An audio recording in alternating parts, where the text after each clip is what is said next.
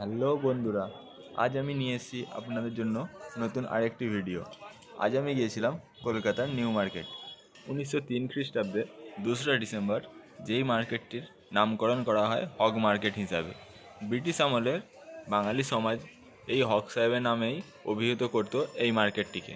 সেই জন্যই sir Stewart হগের একটি চিত্রকর্ম কলকাতা কর্পোরেশনের চিত্রশালায় এখনও ঝুলছে, কিন্তু প্রাচীন অস্থায়ী ডাকনামটি রয়ে গেছে, যেটি নিউ মার্কেট হিসাবে তখনকার নামে প্রচলিত ছিল।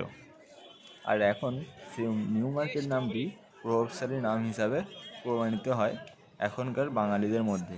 তাই এই জায়গাটির নাম এখনও নিউ মার্কেট হিসাবেই প্রচলিত হয়ে গেছে। কলকাতার প্রথম দিকের কিছু ইংরেজ কোয়ার্টার ডালহৌসি স্কোয়ার নামে পরিচিত একটি এলাকায় অবস্থিত ছিল। এর কাছাকাছি লালবাজারও ছিল ব্রিটিশদের চিরাচরিত কেনাকাটার জায়গা।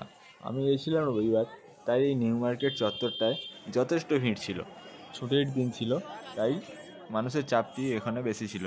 আর এখানে সব রকমের জিনিস পাওয়া যায়, তাই মানুষ ফাঁকা টাইম পেলেই কেনাকাটার জন্য এই ধর্মতলার চত্বরে নিউ মার্কেটে পৌঁছে যায়।